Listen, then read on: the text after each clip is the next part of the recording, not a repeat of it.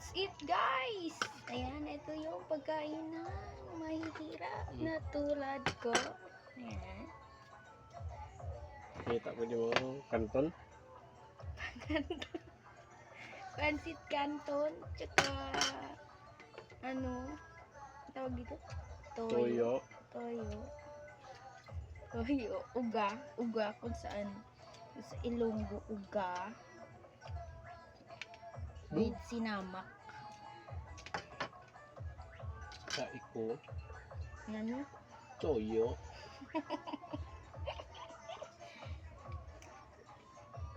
Wala.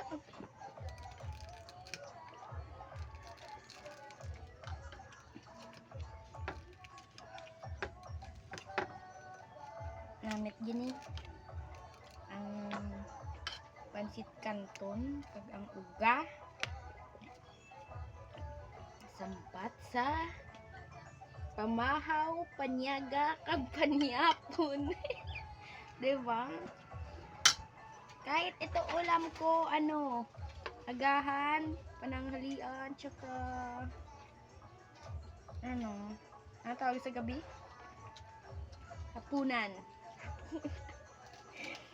Toyo.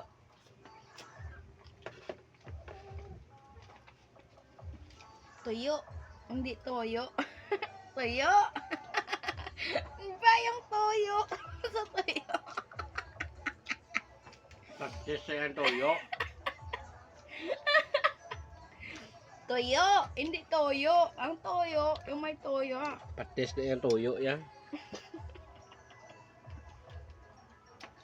Hirap sa Tagalog guys. Alam niyo na.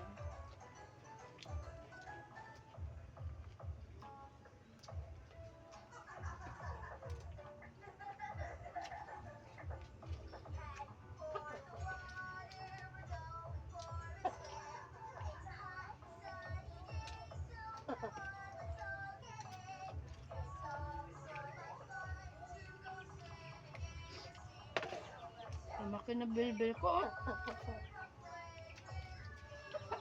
Mainit-init pa oh. Ano ba?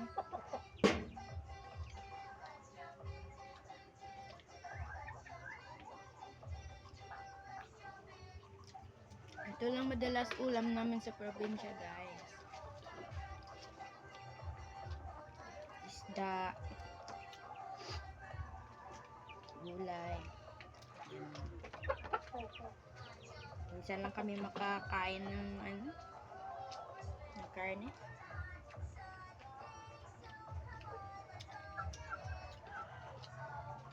Mahal kasi. Ito kasi, magkano lang to? Ang toyo, 20. 20.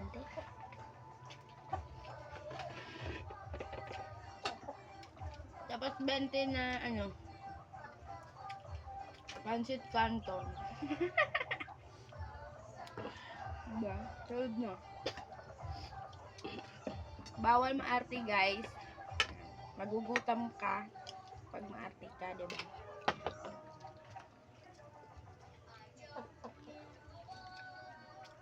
Pero sanay tayo sa mahirap, kaya it's not a big deal.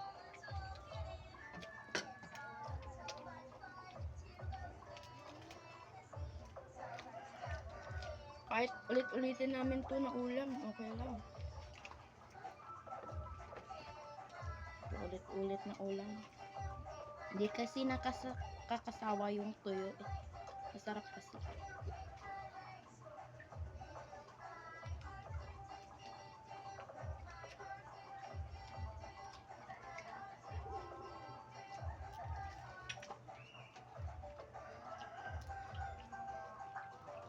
Sarap. Lamon pa more. Diet pa ako sa kalagayang to guys. Diet ako. Okay lang ano. Ang diet ako.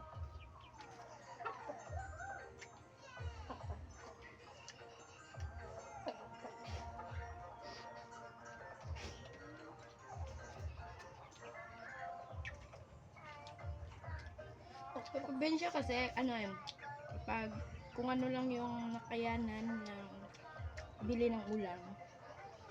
Yun lang. Hindi na kami naghahanap ng hindi kaya.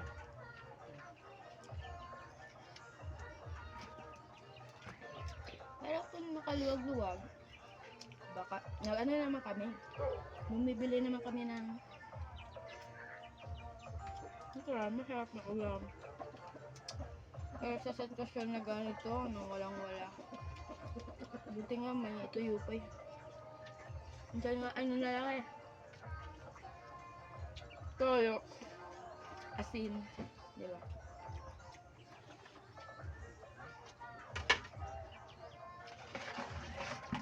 Importante, may laman ng ating sa hindi tayo magugutom. Isa iba dyan, nagugutom.